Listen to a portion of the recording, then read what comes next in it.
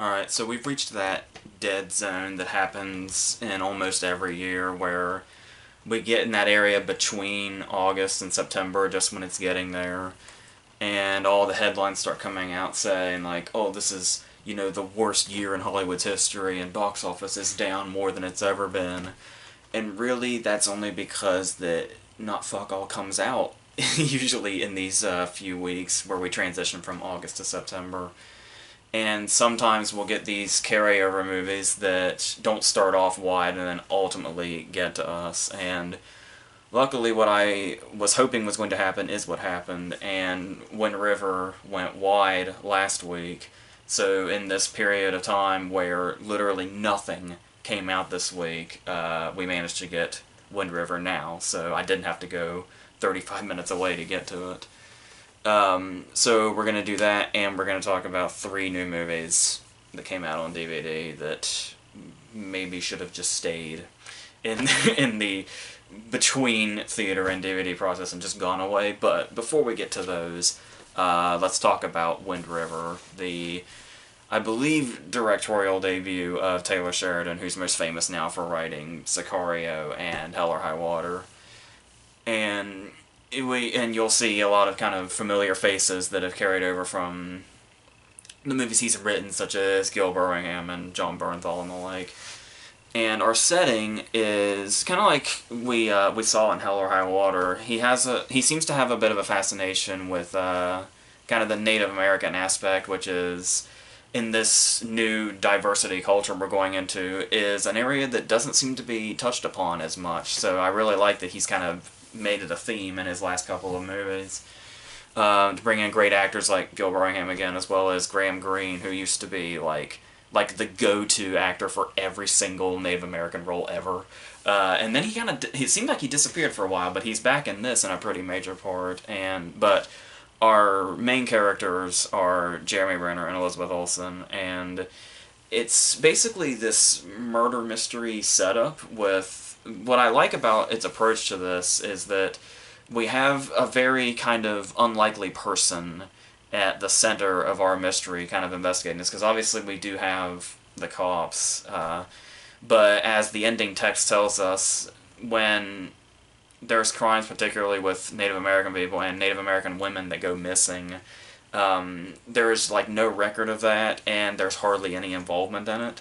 So they kind of have to get as many outside sources as they can to delve into this. And the person kind of at the center of this, Renner's character, is a hunter who's basically just in charge of the wildlife, but he's so good at kind of tracking that they see him as an asset. So, and Elizabeth Olsen is our character she's FBI, but she's like the only person that they have sent out. It was like a last minute thing, you're closer, so you just go. Despite the fact that she's in way over her head, and this is an area that is completely out of her zone, the Indian reservation, Wind River, where the title comes from, where if you go so far and you're not dressed appropriately or have the right attire, in just moments you can just literally freeze to death, like freeze solid. And and this is apparently inspired by actual events, is what it says. I'm not quite sure if this is like a full-on true story, or if it's, as it says, just inspired by, he took like kind of a vague idea and then just made a fictional movie out of it. It's really hard to tell in these cases. But it definitely feels like it feels very movie-like. But it's not out of the realm of possibility. That the stuff in this movie could happen or has happened many times without hardly any knowledge. So when it starts off, it kind of has this vibe of the vibe I was getting from most of the movie. If you're as big a fan of this movie as I am, which I doubt, is because it's one of my favorites, is Christopher Nolan's Insomnia. Not so much the Norwegian original, because that one was kind of much darker and bleaker. But this one definitely has the feel of Nolan's Insomnia to me, with a little bit of Winter's Bone thrown in. And in that combination, but it doesn't necessarily feel like, what my concern was about Sheridan kind of directing was, you can kind of tell, despite the fact that Villeneuve and Mackenzie have very different approaches to their material, you can kind of tell that Sicario and Hell or High Water come from the same mind when you watch them. And I was kind of wondering how he was going to go as a director, and if it was just going to kind of look like some hybrid of Villeneuve and Mackenzie made this. And it's got its own thing going on. Like, it doesn't really feel like them, but it also kind of, it's well done, and for the most part it's well shot. I think Ben Richardson was the DP who did Beasts of the Southern Wild. Um, and it does have, it isn't particularly distinctive, but it's enough to where I think it's enough that it didn't feel like Villeneuve or Mackenzie, and how it didn't feel necessarily derivative of that, and actually, but still feels like it comes from his world the way Sicario and Hell or High Water did. But like I said, some of the shots are really nice. In particular, like the opening shot when there's the title, and then there's the stuff where typically when you, for me anyway, typically when you see somebody in camouflage in whatever background they're in, you're always clearly kind of looking at somebody in camouflage. Like it's almost kind of a mystery to me how it actually works. But then there is a shot in this particular movie when Renner is going through the snow, and he's dressed in white, and he spends the whole movie hunting a lion, just kind of in the very background of the plot here.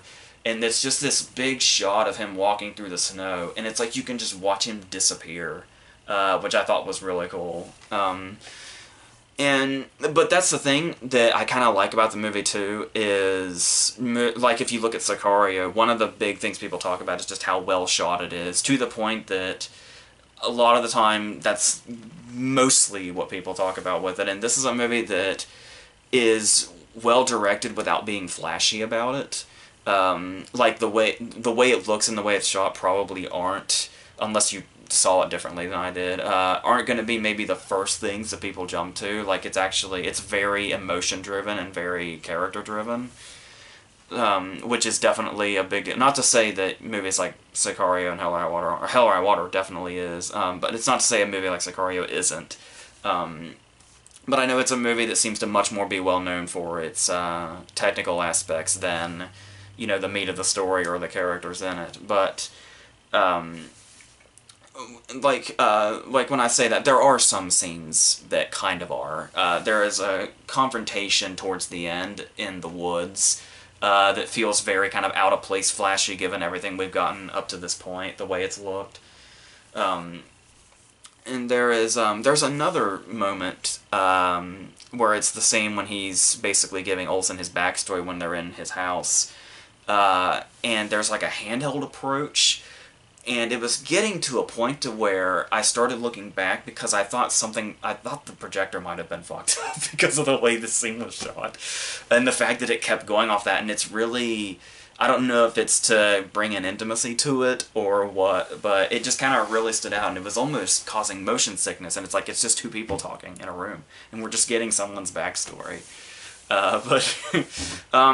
But yeah, for the most part, that's handled fine, but I do think on a visual level is probably where obviously, the setting and the characters tend to come into this too, but as far as like the visual appeal, or sometimes lack thereof, that's kind of where I get a Winter's Bone vibe, apart from the just winter setting in general. And as far as it being so character-driven and emotion-driven, you want to look at the performances as well. And Renner is fantastic here. Renner has this thing. I feel like he's very, I can't say underrated because he's got 2 Oscar nominations, but I do think since he's been, I don't have a problem with the Avengers movies, but I can't help but wonder if they might be maybe taking up too, I mean, he's not even in them very much, but I can't help but wonder if maybe they're taking up too much of his time, because I feel like there are so many other Jeremy Renner performances we should have seen by now that are this caliber, and he really brings to this what I loved about him in The Town, because he's just incredible in The Town, and what he showed in that was this ability to really, really act with just his eyes, and he really uses that here to his advantage, and it doesn't just feel like he's, taking what worked in The Town and just doing it again. It feels, because there's a totally, Jem from that movie and him here are really coming from totally different directions. but he kind of uses the same techniques, but brings out different emotions. There's one particular scene when he's on the porch with Gil Birmingham after they've talked about what's gone down and what he plans to do about it. And we see within him, we know there's a tragedy buried inside him. And when he's talking, and they have something to relate here, because they both have gone through the same. Gil Birmingham's going through now what he once went through, and it's like, even though all that stuff is buried in him, you can see it come back up. But there's no real, like, big dramatic thing about it. We see in his expressions it resurface, and then pretty much in the same shot, after everything is passed, we watch him bury it again. And we watch him kind of go right back to where he was when the scene started. It's really good stuff from him. And he's got this his character's got this, I think it's because we know so well where he's coming from, that there are moments in this movie where his character just has to be very, very cold, for lack of a better term. Has to do very drastic things, with, like, hardly showing an emotion about it. But the fact that we know where this guy comes from makes those scenes hit even harder, because we know it's a dude that's been driven to go to those dark places and not a guy that's just naturally there. And I thought he just really nailed this. And Olsen has been growing on me. When I first saw her in Martha, Marcy, May, Marlene, I didn't care for the movie. I didn't care for her in it, though I know it has a huge fan base. And since then, I've just not really found her very interesting, but she's slowly, like, I really liked her in that Dakota Fanning movie, whose name I've briefly forgotten. I think it was Very Good Girls or something. From then on, she started to grow on me, and I am taking to her more, and I do like what she's doing here. She has one of, like, the big, strong scenes in the movie, and she hardly has to do anything to get it there. And the way she plays this character that's just really, really in over her head, and is forced into this position, and the way that she's able to, basically after she's been forced into this, she feels like she has no choice but to stick with it, even though she has a clear way out. And she believably makes this character, we buy that character to say, yeah, I buy that she's seen enough and feels enough about this situation that she wouldn't take the out. She's going to stick with this and see it through. So, yeah, I do. So, I do like her in it, sure. But these Gil Birmingham scenes just really, I really hope we start seeing him in more stuff that's not just projects that are written and or directed by Taylor Sheridan. I really like to see him get a lot of nice parts, because he really gets the Gil Birmingham scenes, which are only 2, I think, are when this movie's at its absolute peak. And there's one, and that kind of shows off to how, kind of the direction as well, where everything in this movie is, like, totally downplayed, which is really interesting for a movie that's so driven on its emotion. I really wasn't expecting the emotion in this movie. I'm pretty sure the people next to me were crying, which is okay, because the way they earn it is just so kind of, like, there's no forcing anything on the audience. They're just showing you the details, most of the time from a distance, and it still hits probably harder than it would if all the emotions were right up in your damn face. And the way they handle scenes like this, like, when the news is broken to people that are directly connected about what happened in the opening scene, these people are devastated, but we always see it from, like, either there's one particular moment where we see it from a great distance, or there's the Gil Birmingham scene when we experience what they're going through only on the other side of a door. So it's like there's big emotions here, but almost none of them are, like, on screen. And if they are, they're very kind of downplayed about it. But they still, you know, hit just as hard, as, if not harder, than the big scenes we're typically used to when it comes to big emotional drama and stuff like that. I was also wondering how we'd go on an editing standpoint, which it's fine. It doesn't particularly stand out, but which, you know, is a good thing, because if obviously when it comes to editing, there's it's a good thing when you notice it, but it's also a bad thing if you notice it. And this one just kind of, it's very smooth, but the reason I even bring this up is because there is one moment right in the middle where we go to a flashback. And usually in flashbacks are usually the time where it's like, well, you know where it's headed, or it feels like the director's doing something really obvious or whatever. And the casting as well kind of plays a part in this, and it's like, when we transition to this flashback, it is entirely seamless to the scene before it. And it's just a really cool reveal when it happens. It's not like some, like, twist or some reveal or anything. It's just the way it happens. If you've seen it, you know exactly what I'm talking about. But so there's I really like that. And so this movie does go into a lot of territories, despite pretty much just having the murder mystery set up. It goes into, like I said, it's a very emotional movie. It goes into grief and grieving and depression and all that stuff. And it's really, like I said, there's the last scene of this movie just really, really leaves you on this big emotional high. And I feel like this movie has gotten like an insanely great reception. And I think a lot of that has to do with the fact that that last scene, what we leave the audience on, is such a really great moment. Because if there are a few downsides to this movie, one big one is that I talk about, how it goes into all the emotion, and it's got, the character work, and it goes into, like, grieving and depression, and goes into all this other stuff. Even despite that, the movie still feels like a very ordinary procedural for like 90% of the movie. It's a very well done one, and it's one that definitely engages you and keeps your attention, but nevertheless, that's most of the movie feeling very kind of straightforward and not really, because it's got a very kind of ordinary outcome too. Not to say it doesn't have a great payoff, but it all just kind of, at its kind of foundation here, it feels kind of very ordinary. And while I do like that it was able to have that, ordinary floor and then branch off into other things, still, a lot of the movie is just the stuff that we've seen a lot before.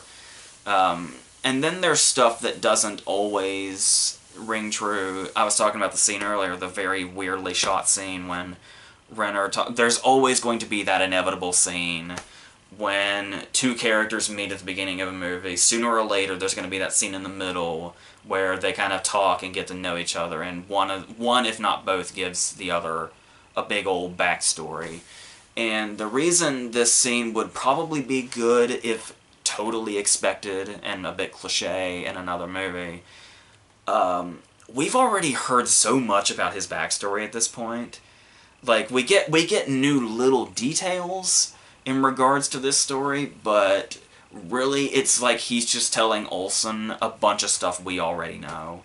Just maybe throwing in a little detail every now and then that kind of expands on it a little bit, but not necessarily enough that we needed the scene again where two characters that have just met, one gets the other's backstory, and it's like it's mostly a scene of telling us stuff we already know, and it's plays out exactly like that scene as we often see it. So there are setbacks like that, but for the most part, I do say that these hinder the movie with caution, though, because I don't know if you've picked up on my opinions of Sicario and Hell or High Water, but it appears when a movie's name has Taylor Sheridan on it, I always have a delayed reaction to it. Because when I first saw Sicario, it was like, this is good. It's not great, but it is very good and very well done and very well structured and has good characters and all that. And then Hell or High Water came around, and I said the exact same thing. And then both times, now I love Sicario to the point that I decorated my wall with it. And Hell or High Water went from being, that's pretty good, to being in my top 5 last year. So I'll be very interested to see. I do feel like this could be the same, where right now I'm saying very good. There's some stuff I wouldn't have done. There's some stuff I think that can be a little smoothed out, but good. But then, you know, maybe by the end of the year, I'll just will not be able to stop talking about it. It's hard to say, but it would not surprise me one bit. But yes, and I almost wanted to just say, you know what, fuck all those problems I had after that last scene, the very last scene. But it's, yeah, I do feel like we could have, as I said, they do branch off nicely, but still it feels at its core like just another procedural. So we'll see what happens when I see it again down the road, and if the more it registers in my head, since I just watched it like 2 hours ago. So in the meantime, we'll see what happens, but it's about to look like a flawless masterpiece because of the next three we're going to talk about. Let's go into newly released on DVD this week land. Let's start with Baywatch. So Baywatch, it was really kind of hard to gauge where this was going to go, because obviously our first instinct is, what a bad idea. Even if you throw, like, likable incarnate Dwayne Johnson into it, make him the star, still, it just doesn't seem like a very good idea. But then, everything in the post-21 Jump Street world, you have to second-guess when you say that. Because anything could potentially be another 21 Jump Street when you look at something and say, wow, what a shitty idea. But at the same time, we also need to be wise to the fact that in a post-21 Jump Street world, there's going to be a shitload of knockoffs and attempts to do the same thing that will ultimately fail. And clearly, this is another one of those. Because here's the first thing. First and foremost, when you look at 21 Jump Street, there are a lot of movies that handle, like, you know, the cop cliches and all that kind of stuff. But even so, they did it in such a clever way that it didn't necessarily feel like something we'd seen a billion times over. Like, the meta thing really, really worked in 21 Jump Street's favor. Now you look at something like Baywatch. Baywatch is something that's been parodied pretty much since it first aired. And so you've got, it seems like a tired enough concept to take Baywatch and make it into one of these modern movies, while also making fun of it being meta and all that stuff. But it's like, pretty much every joke you can do, like, you can stand back and say this, where it's like, I am pretty sure any possible joke this movie can make is something that has already been done a million times over. And that's pretty much exactly what happens. And not only that, not only do they go for all the obvious jokes, it's also one of those movies where it's like, they want to try to parody something, but they also just end up succumbing to it. Where they end up becoming the thing that they're trying to parody and trying to pass itself off as, oh, we're just satire. And it's like, that's not really the way it works. Kind of like, look at the chase scene in 21 Jump Street. And the way they did that scene, that joke, where it's like, we're just waiting for the explosion, and so they keep building it up like everything is going to explode, and then it doesn't, and then the fucking chicken truck explodes, just spontaneously. If that same scene were in Baywatch, it would be played up as a serious action scene. And they wouldn't do those little jokes in between. And that's where the huge problem is. So when it starts off, it's co-produced by Eli Roth. I don't know why. I don't know what his fascination is with this after his appearance in Piranha from 2010.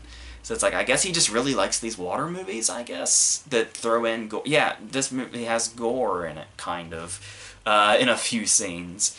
And to be fair, which I guess we can transition to, which I guess is kind of a silly thing to complain about, considering what I'm about to tell you, which is, you're probably wondering, or not, if I ever watched that show. I remember seeing it vaguely a couple of times, but I was like 5, so I didn't really watch it because I was afraid of the shark attacks. So, I never saw enough to know that it was widely considered a stupid fucking show that just happened to be successful because of the tits and ass aspect of it. So that's what happened here, and the whole slow motion running thing. And the only way I really mainly knew about the show was through its parodies. So if I go my whole life knowing about this show more so through its parodies than the show itself, what can a movie doing a parody of it in 2017 possibly have to offer? And the answer is found while watching the movie. Not a goddamn thing. So you do take this approach, and yeah, they do the whole... They play up the whole stupid plot of it, like the fact that, lifeguards playing detective is a dumb idea. And the fact that the villain here is this... It's a big real estate villain thing. That's the plot. Real estate. So, and you would think that must be playing up the stupidity of the show. Well, not really, because the movie never really... Because, believe me, if something in this movie is supposed to be funny, the movie will address it. They don't try to cleverly sneak a damn thing by you. They want to let you know everything in the movie that's a joke at the show is a joke at the show. They don't want anything to get by you. They don't want to think they're ahead of you now. So that's how it plays out. And the story was worked on by Robert Ben Garant and Thomas Lennon from Reno 911. And so it's like, okay, I kind of get where you can use that vibe, but when you see it's only a story credit, it's like a writing credit or anything, and it's like, I think Ben Garant's usually the director of those things, but he's nowhere to be found after the story credit, so it's like, okay, so I kind of get where it was kind of the idea, and then they just abandoned it, and went and did their own thing. And so they want to do this thing where it's, I don't remember how many of the character names return here. I do know that, obviously, Dwayne Johnson's doing the Hasselhoff part, and there's a girl named CJ, who was Pamela Anderson's character, who appears as that character at the end of this. I don't fucking know. It doesn't matter. It really doesn't matter. Because they did the thing where, obviously... Well, one thing I will give them credit for is it's like they didn't try to surprise you. The cameos are in the credits. The movie has opening credits, and Pamela Anderson and David Hasselhoff's names are in the opening credits. It was like the idea of the cameos was so fucking obvious, they weren't even going to try to hide it. So at least they had that in their minds. But then it's like, Hasselhoff does the obvious thing. Anytime David Hasselhoff comes into a movie, I feel like it's fucking desperate. And I feel like it just never... Even in the first SpongeBob movie, it was like, kind of, but no. And then it's like, when he showed up... I love Guardians of the Galaxy 2, but when he actually shows up, I do like that moment, but it's like... It just feels like such a... It's supposed to be a laugh solely because it's him, and it's like, that just doesn't generate them from me. It really doesn't. Pamela Anderson doesn't even get a fucking line. Maybe that's the point because of the whole... But, no, this movie has no point, ever. So, and then we bring in Zac Efron, because we're trying to get as much box office as we can, and if we get Zac Efron on the beach taking off his shirt, maybe the girls will show up, and maybe the guys will show up if we put Alexander Daddario on the poster. Maybe. Obviously, this didn't work. So, and, word of mouth might have had something to do with that, too. But anyway, and Efron's name is Matt Brody? If that's supposed to be a combination of Matt Hooper and Martin Brody, I don't know. That's not particularly clever if it is, because because Efron is not like either one of those characters at all. The whole point is pretty much that he's the opposite of both of those characters. But okay, if that's the point, good for you, you've seen Jaws. Okay. So, it goes up, and you kind of know you're in trouble immediately because the very first big joke in the movie is a prolonged boner joke. Hooray. That basically just feels like an enormous ripoff of the zipper scene in There's Something About Mary, with the gather around crowd, all that stuff. So, Yep, we're ripping off a comedy that's almost 20 years old. That's not to say there's something about Mary still doesn't totally and completely hold up, but it absolutely does. But still, to be ripping it off almost 20 years later is an immediate sign that your movie is a complete piece of shit. But here's the thing, is that so much time is spent on this character. Ronnie, I think was his name? I'm pretty sure. And I was like, why are we spending so much time on this nothing character and his unruly erection? And then I started to realize calling him a nothing character was just wishful thinking, because this guy is in the whole damn movie. And you know, the movie's a piece of shit regardless, but you know those movies that have those characters where it's like, if you just took this character out, the movie might be like 10 times better than it is, if still shitty. Ronnie is that character for this movie. Where it's like, you can tell that they think he is hilarious, like the filmmakers and everybody around him, and it's like, so let's encourage this. Let's keep putting Ronnie in scenes. Let's keep amping up his character shtick. But it's like every new scene he's in is even more desperate than the last, just when you think he couldn't have topped himself in his pathetic nature anymore. And it's just really sad to watch this guy dig for laughs. I don't know if this dude is funny, you know, outside of a shitty script like this. If the script is what you can call this, I'm not even sure. I can't even begin to imagine what the prep for this movie must have looked like words-wise, but this, it's just, yeah, he's just one of those characters where it's like, if you take him out, the movie will still be shitty, but probably significantly less shitty.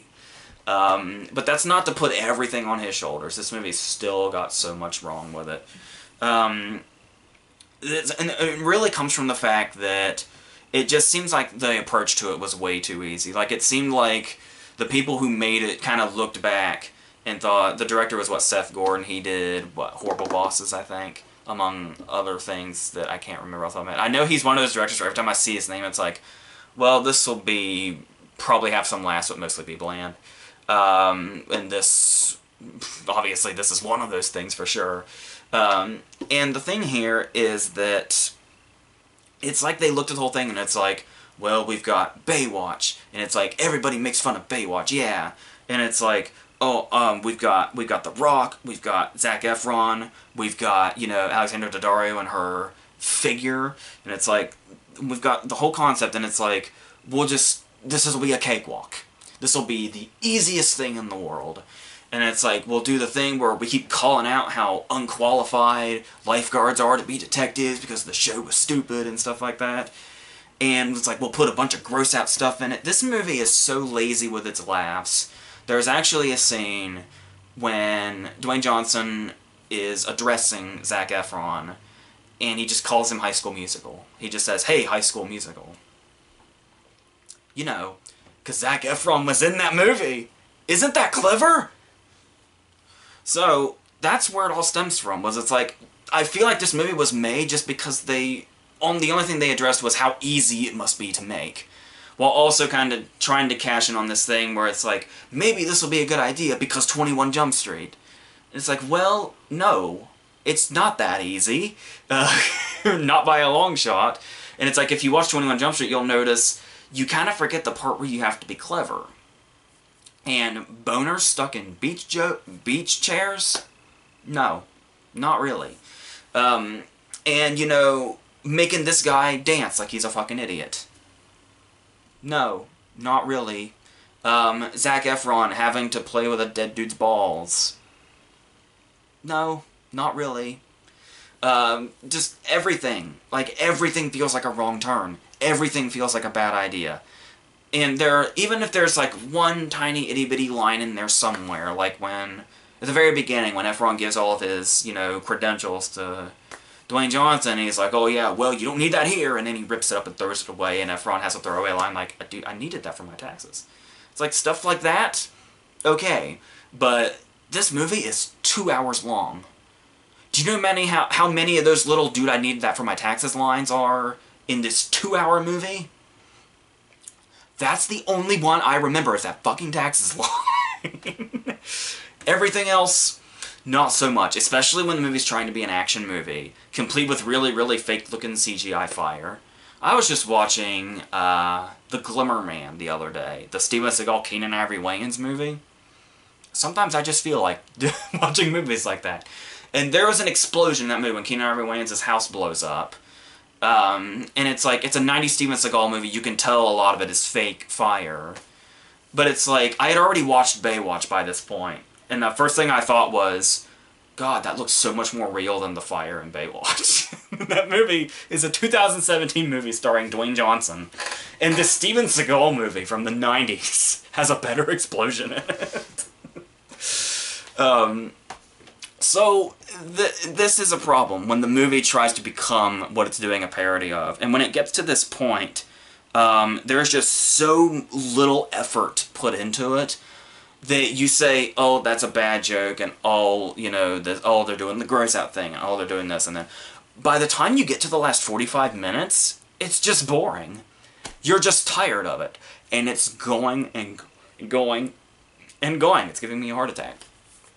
And that's definitely the thing here, is when you clearly want to put so little effort into something. This was my big mind-boggling what the fuck are you doing criticism with Now You See Me Too.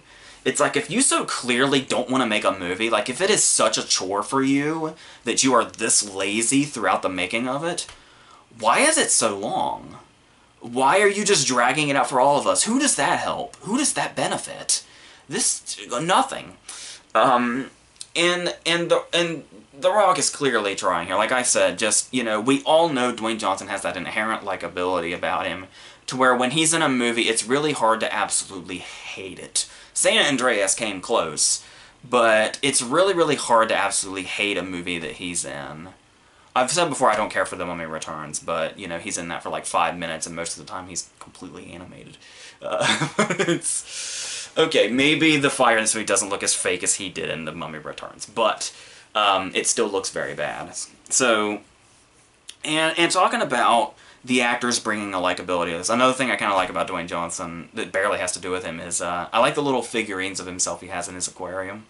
That's kind of a funny running thing throughout the movie, but like I said, that's about as good as it gets. Are figurines that look like Dwayne Johnson in a fish tank. And Zac Efron talked about his taxes.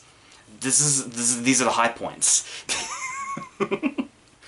But anyway, and talking about the likability as well, we'll talk about Efron. And I've mentioned before that when you look at stuff like Mike and Dave Need Wedding Dates or Neighbors, and it's like, Zac Efron has a comedic capability in him. He can be funny, and oftentimes in movies like Mike and Dave Need Wedding Dates, he's the only one that doesn't look bad when he comes out of it, because he certainly has something. Like, here's the thing, is I would really like to see what he could do. I know he's going to be in, not that this is like comedy or anything, I am a little worried about the fact that he's in The Greatest Showman, because I don't know what that says about what the movie's going to bring. The fact that he and Zendaya are in it, when it could potentially be this big Oscar movie, but maybe not so much. But the thing is when I look at these movies and the fact that Efron is oftentimes the one that comes out unscathed, it's like, I wonder what he could do in a clever comedy. Like, a movie that actually has a script, and isn't just them saying, hey, go to the beach, take your shirt off, and we'll make shit up as we go. To where he actually kind of gets to do something that's the only other way I can put it. Just give him something clever to do. I would really like to see if he can do that, because I think he might be able to. But he's stuck in all these dead-end comedies when they just, you know, basically do whatever the first thing that comes to their head is. And it's like, there's clearly something in him that I think could really succeed in this. But the movies he's been in so far don't show it at all. I know the first Neighbors has a pretty big fan base, but I just really don't get... The second one was a fucking abomination, but it's... Yeah, so it's a bummer to keep seeing him and stuff like this, because I'd really like to see what he could do if he could branch out. And so, yeah, basically the whole problem here is just how transparent the movie feels. And how it's clear, like, they kind of wanted to do one thing with the parody and the meta thing, but at the same time they want to do the whole, let's show off a whole bunch of tits and ass and get our teen demographic in here and do all this shit. And it's like, there was no clear, destination here, and it really, really shows, and it's just, yeah, it's just really laziness is what it is. And the fact that so many comedies have gotten to that point is a real bummer, so, and this is just another one we can chalk up to that. It's not, it's been pretty much right along with Chips throughout this year, the way people talk about it. Chips, in my opinion, Chips is better than Baywatch. But Chips wasn't the abomination that I was led to believe it was. It's not very good, it's not all that funny, but it had a little something in there. Maybe if Vincent D'Onofrio was the bad guy in this, then we'd have something, but no, nothing was going to save this, because it was really just a lazy idea from the get-go, when you didn't look at it from a clever aspect, or you didn't... even if you tried to take a clever approach, it's just dried-up material now, because like I said, it's been... The show started in, what, 89? And pretty much ever since then it's been a joke that people have made time and time again. It's like, do we really need to hear that joke again? Do we really need to see another lifeguard running in slow-mo joke? I don't know. Maybe if they had had the balls to completely avoid that joke and not go for the obvious, or in many cases, not even just that one, maybe we would have had something? I don't know. It's just really hard to look at this movie and think there was anything here of worth. Like, that they could see anything of quality could come out of this. Looking at the product we have now, it's really hard to imagine that.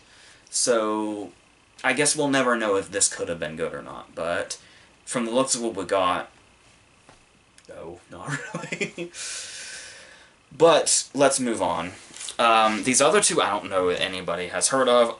I had not heard of these until they showed up in Redbox, despite the recognizable faces in them. It's really funny, we're about to talk about a Nicolas Cage movie later. But before we do, let's talk about A Family Man. Yes, that is A, not the. Two totally different movies. I promise you. And the only thing I knew was that Gerard Butler was in it, because the cover was just Gerard Butler's face wearing a suit with an intense look on his face. And when I saw Gerard Butler and I saw the title A Family Man, my first thought was, if it was going to be a retread of that movie Shattered, the one, not the Tom Berenger, Bob Hoskins one, obviously, but the one with Gerard Butler and Pierce Brosnan. I basically thought it was going to be like another one of those, like pretty much exactly. But it's not. I was surprised. This is a movie where it's yet another movie that we have recently in a bit of a trend, where it's the fast-talking salesman movie, where the dude walks around in the office and he's like, you know, showing off how the writers are trying to show off how clever he is and how convincing he is and how charming he is. Now he can talk anybody into doing anything, even if he's just met them and he's just doing it over the phone.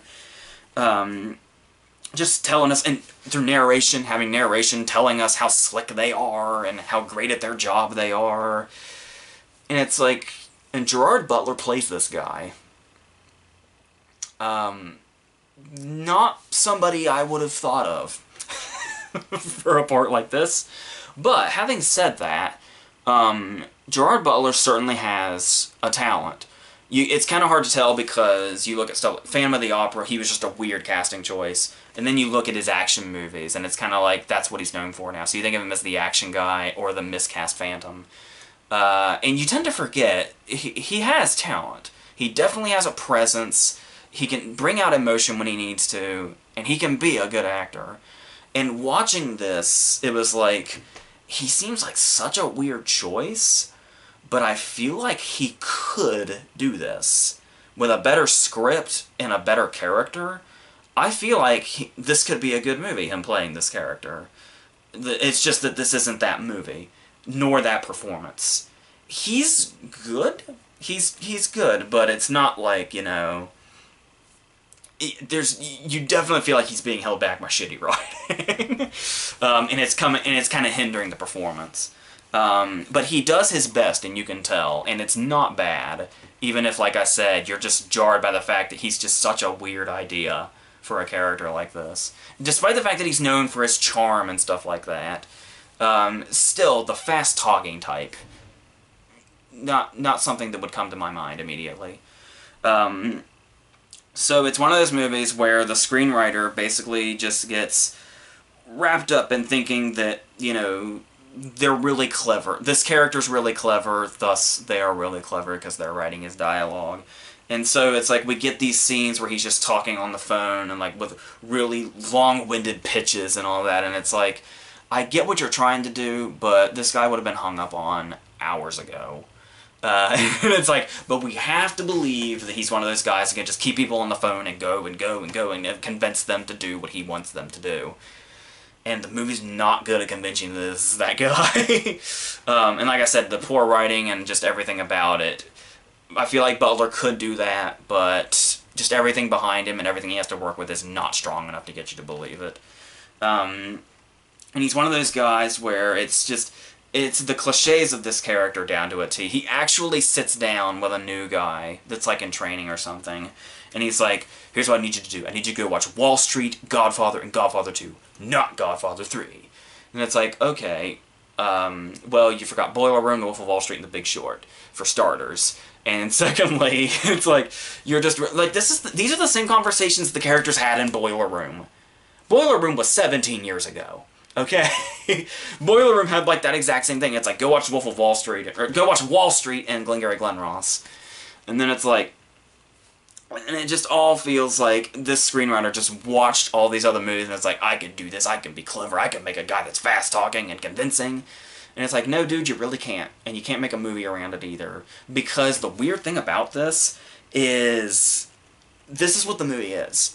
But then, like, 45 minutes in or something, it's a kid with cancer movie. That's about as jarring as it sounds.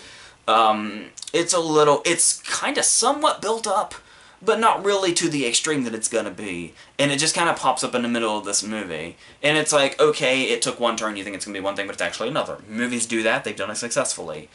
But this movie is just so all over the damn place, and is already completely unsuccessful in its first half hour of establishing its characters, that when it's suddenly a kid with cancer movie, it's like, there are so many things that could go wrong right now, and we're just, let's just see how this goes. This movie is already kind of a mess. Let's see how big of a mess they've already made it out of the Salesman movie. What kind of mess can they make out of the kid with cancer movie? Because they've already, 9 times out of 10, that's a disaster that writes itself. These movies rarely work out for the best. They usually are better served on Lifetime or Hallmark or whatever the fuck. So now it's just, what is the guy that wrote the first half hour of this Gerard Butler Salesman movie gonna do with the kid with cancer set up? Let's take a look. And from then on, they pretty much, they stay absolutely safe. They go through all the same hoops. But here's the thing, is to not give too much away, I guess. This movie's big problem. Like, this movie that goes from just, this is a mess, but I can see the actors are trying, most of them. It's a lot more safe than you think, doing this setup, because you're like, oh, well, once you know the kid's plot, it's like, well, we know the direction it's all going to go now. Well, not exactly. Turns out all the other movies like this that you've seen with that same old plot are ballsier than this, even following all those cliches. Because this movie goes above and beyond to try to find a happy ending, and has so many damn cop-outs in it, it makes Passengers look ballsy. I don't know. But the thing here is, the thing that really, really holds it back is just this whole thing about how the characters could be strong. There are side characters played by the likes of Willem Dafoe and Alfred Molina, and Gretchen Mol is the wife. And they're all, like Willem Dafoe is the superior whose job that Butler could potentially get. Molina is this potential client that could ultimately, you know, have big things in the future for both himself and this company. And there are a few interesting... Alfred Molina brings a nice kind of warmth and heart to the movie. It's interesting that a movie about a child with cancer, you need to bring in a subplot with Alfred Molina completely unrelated to it to bring heart to the movie. Yeah. So, so as it continues on and kind of bounces back and forth with this, it's really just the way it's put together as a whole that brings it apart, particularly just the really shitty dialogue. Because this is a movie where the dialogue is kind of what it hinges on, because it's such a dialogue-driven movie.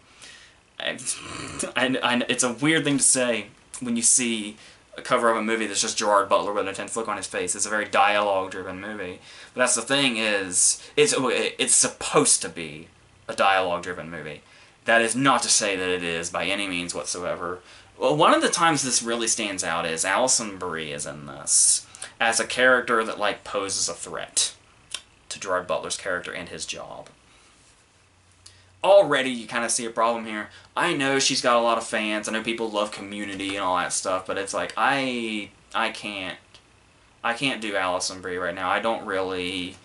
She's just really done nothing to kind of grab me in any sense, and this movie certainly isn't helping. It feels like when she has... Like, it's already shitty dialogue, but there's so much of it that she has to do, and it's like, when she has to say more than one sentence, she's supposed to be, like, confident and sassy, and it's like, oh, I may or may not have your job and stuff like that. When she's stuck with more than one sentence, she looks fucking terrified. Like, she looks like she's not ready after the cameras have rolled. And I don't know if it's her choice of movies or what it is, but I'm just really not a fan of her right now. That could totally change in the future, but, this movie just kind of really showed off what it is I don't really care for about her. It's like every time she's on screen, it's like she's just so unprepared, and it's like she read the script like 20 seconds ago, and it's just weird too. Just the whole idea of casting her in this part, no, it doesn't work. And then you get to more shitty dialogue, like Gerard Butler in this movie is more obsessed with sandwiches than Cloris Leachman in Bad Santa. There are two lines I can remember. One of them is like, he's talking on the phone to somebody and he's real frantic about it, and he says something like, "This is getting more messed up than a soup sandwich."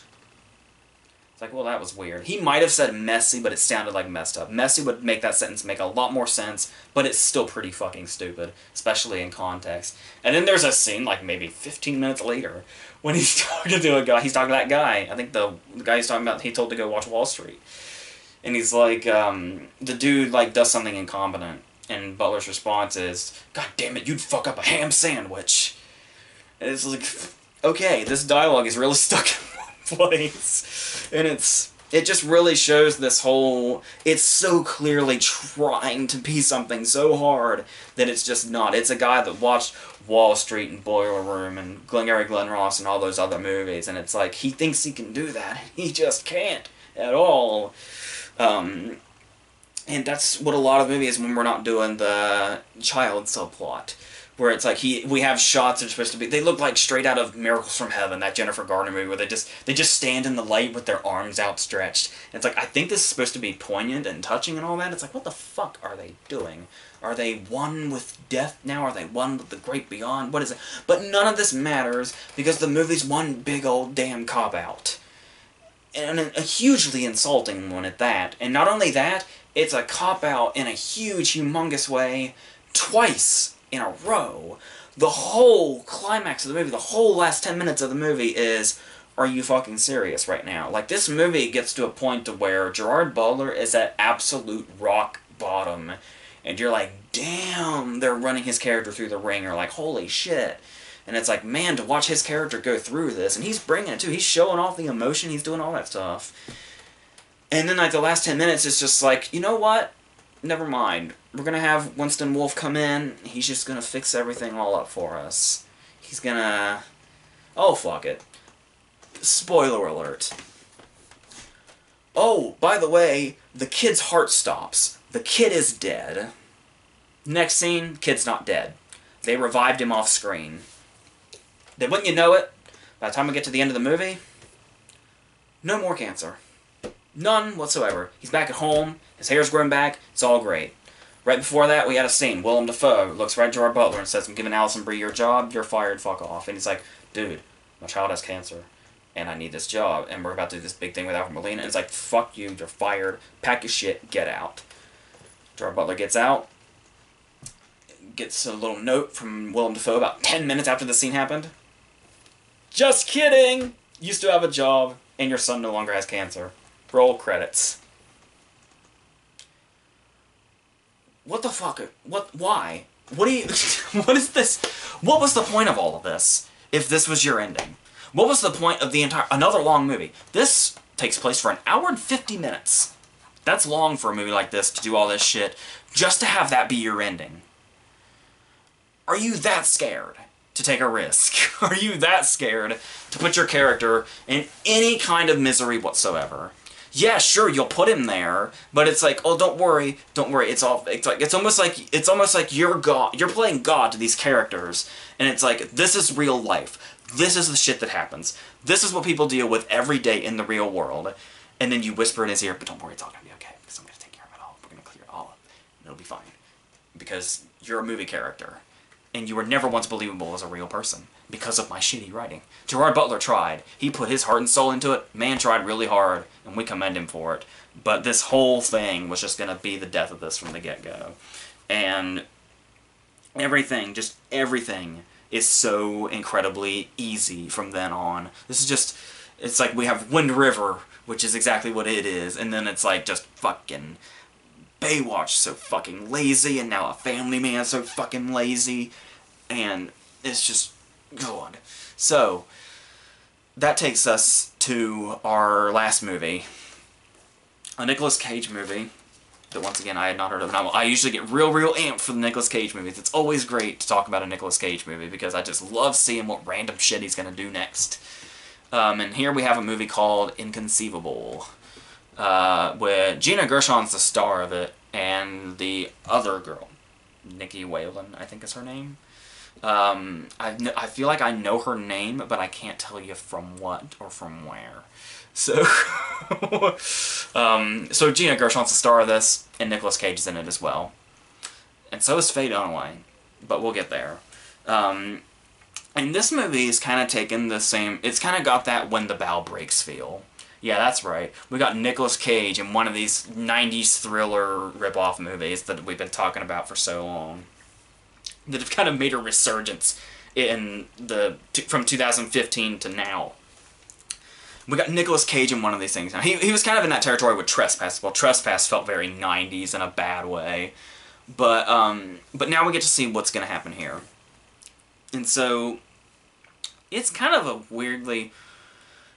I get the movie is just so poorly put together. This plot feels so incredibly more complex than it actually is. Like, I had no idea what this movie was going in, so I just put it on without looking it up just to watch it kind of piece together. And it's like, I didn't know what the fuck was going on in this movie until 40 minutes in. And it's actually quite simple. It just took me that long because this movie is so goddamn disjointed and unfocused and just all around shittily put together. But what we have here, it's to the point to where I'm not even sure what's a spoiler or not, but this is the first 40 minutes, I'm gonna tell you, in like one sentence. Gina Gershon wants to have a child, so she and Nicolas Cage get pregnant, but she lost a child before, she loses a child again. So it's like, well, we had one parent, we did the whole egg thing, so we had our first kid, and now we're gonna do the surrogate thing. So this is our friend who's going to be our surrogate, and this friend just happens to be the mutual friend of this other character, our antagonist here. And so, and it just so happens that this is how these characters meet, where it's like, this is going to be the woman that changes their lives forever and brings them danger and almost gets them killed and is this horrific experience in their lives. And it's like the way they're introduced in the movie is they're just fucking standing next to each other at the park and say, oh, hi. It's like, and it just so happens that they have a mutual friend that just materializes in the middle. It's like, oh, like a genie. It's like, oh, I knew you guys would meet eventually. It's like, you just happen to be standing here together. And it's like, this person is going to influence your life forever and vice versa. Enjoy. And so this mutual friend of theirs is going to be the surrogate, as I said. But crazy ass over here doesn't like that. So she had a problem before. In the opening scene, she murders a dude and takes her child and runs. And then we just kind of keep flashing back to that. scene we've already seen a bunch of times to play up, oh, she killed a dude, but it's like, was it in self-defense? She looked pretty afraid at the beginning. Is she just a crazy ass? It's going to be a long time before we hear that, and the, I guess, conclusion we come to in this is that the mutual friend says, hey, guess what? They want me to be their surrogate. And she's like, oh, well, I want to be their surrogate. Beats her to death with a rock and drowns her. And becomes their surrogate. And then we go from there. So, that, it takes us like 40 minutes to get to that. And the movie is only an hour and a half. Well, no, it's like an hour 40 something. Still, that's like, there's only like an hour left when we get to the fucking point. Obviously there's quite a few problems here. Starting with the fact that this character in general, I don't know if they wanted some kind of air of mystery about her or what, but she's one of those characters where, for a while, like I said, the beginning tells us fuck all.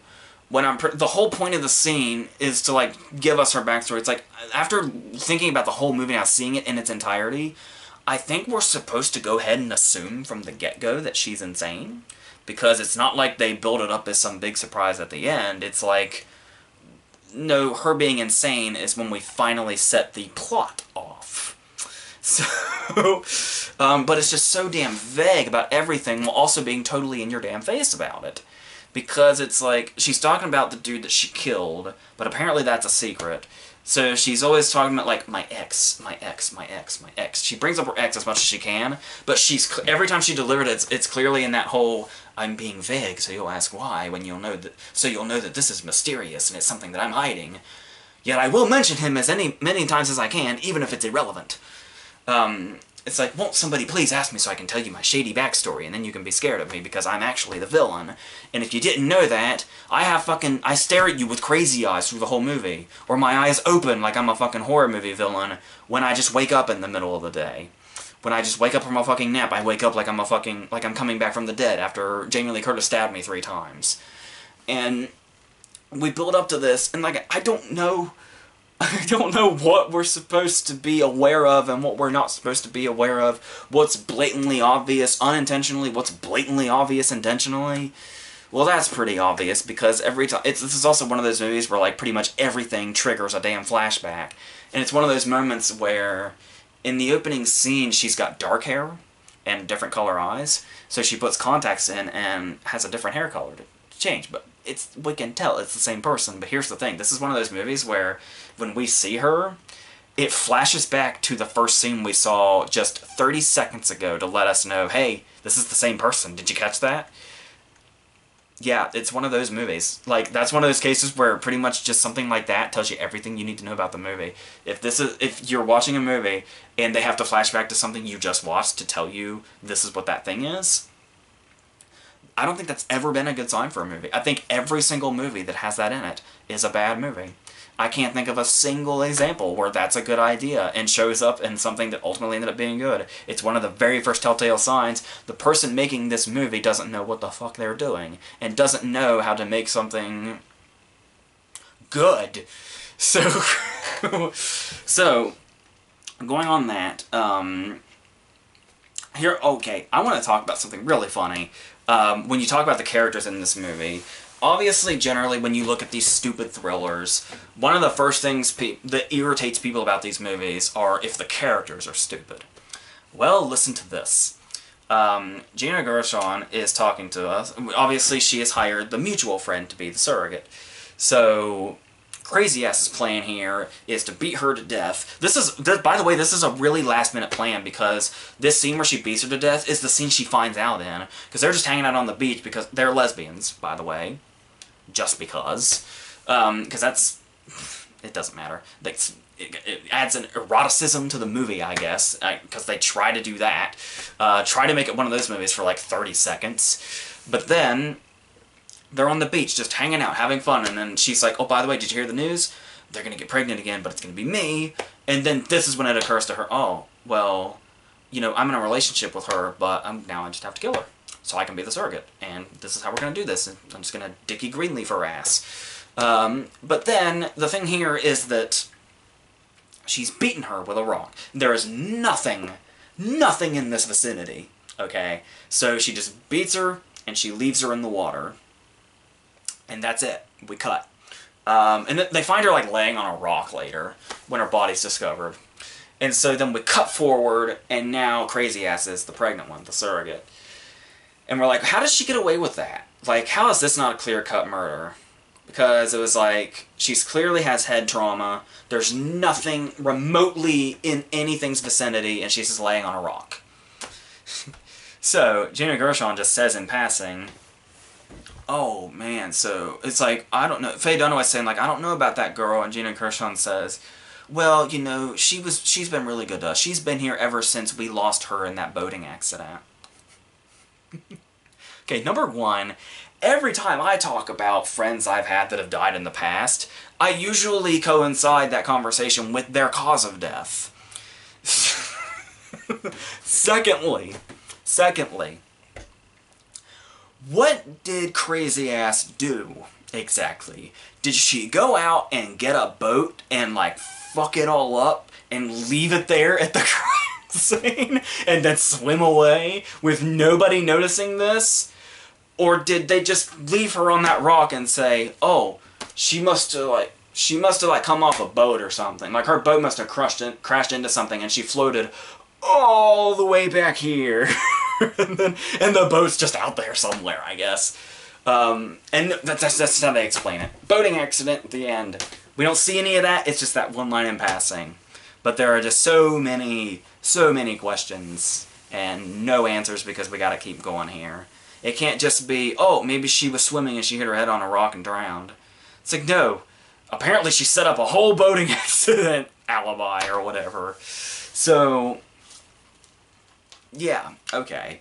And then, so and that kind of laughable exposition happens a lot. But then there's the stuff where it's like, you can just tell how lazy the production is. Because there's a particular moment when they're all around for a barbecue, and it's like, you got Cage here at the head of the table, you got Faye Dunaway here, you got the director playing somebody, a brother or something here, and you got Gina Gershon and the kids and all that. And this scene is happening in the movie, okay? We're just watching it happen. And then later on in the movie, they're addressing Faye Dunaway's character and like how she feels about stuff. So there has to be a picture of Faye Dunaway there for somebody to look at and say, this is who we're talking about, you know, so I'm going to look at this picture of her. Funny thing, this picture of Faye Dunaway is clearly taken from the barbecue scene that we just saw like a couple of scenes ago. It's like, so clearly this is just a set picture from this very scene we were just at. Just, now it's suddenly in a frame in the house. And it's used as a reference to this is Faye Dunaway that we're talking about. Okay.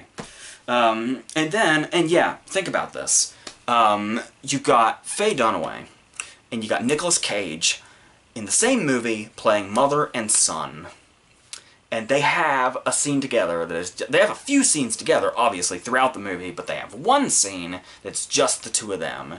And it's like, Faye Dunaway and Nicolas Cage. Two people, two Oscar winners. This is fucking Mommy Dearest. This is fucking Nicolas Cage. And they're in the same scene. And it's like, okay, let's watch. Let's see what's gonna happen. And they talk about mundane, boring, not relevant to the plot, mother-son bullshit. And it's like, why do I feel like Faye Dunaway and Nicolas Cage in the same scene together should result in the only sole survivor of this scene, apart from the two of them, should be the very last piece of scenery that they did not eat, just laying on the ground in the fetal position. And we get mother-son bullshit. It's like, I don't feel like he gets to cage out maybe once. I know a lot of people use the caging out as a criticism, but I feel like when he's at his most unpredictable is when he's at his best, when you look at these days. Because we're only gonna get a Joe so often. So it's like, you gotta expect what you're gonna get when you watch a Cage movie or a Cage performance. And then after a while, you start to anticipate it. You start to kind of hope for it. Because it's like, bring life to these movies that you're in. And that's what I love about him, is so often he does. I know he gets accused a lot of being boring. I think it happens every now and then. Like Left Behind. Left Behind he was boring in, sure. But these other movies, he really finds a way. That's why I loved Army of One. Where it's like, I didn't love the movie, but it's like, that's exactly what I want to see Nicolas Cage doing when I watch a Nicolas Cage movie. It's like like the director saying, do whatever the fuck you want. I'm just here to roll the cameras and say action. But here he's the boring husband. He is literally the jackass role any damn buddy could have played. Like, you could have gotten a no-name actor to play this part, and it wouldn't have made a difference. Nobody would have noticed. I imagine it's solely... Maybe one of them was in it because the other was. It's really interesting to watch him and Gina Gershon as a married couple. It's like, hey, if they had been playing normal people and not psychopathic criminals and Face Off, maybe this is what they would have turned out like. So, the thing here is... oh yes, another thing is, I also say shoddily put together, like it just kind of feels like a lazy production. It also just, there are some technical aspects that are just baffling, like, obviously, there's nothing, you know, visually appealing about it, but then there's stuff like, there's a moment when Gina Gershon finds out that she's pregnant, the first time before the miscarriage, and she's talking to, I think she's talking to Crazy Ass, and she's like, she says, so, I'm pregnant, but don't tell Cage yet. And she's like, oh my god, congratulations. And she's like, thanks. You're wondering what the problem is, right? Well, when when she says congratulations and Gina Gershon says thanks, when she's in the middle of saying congratulations, it's already cut to the other scene that's coming after it. And the dialogue just keeps going.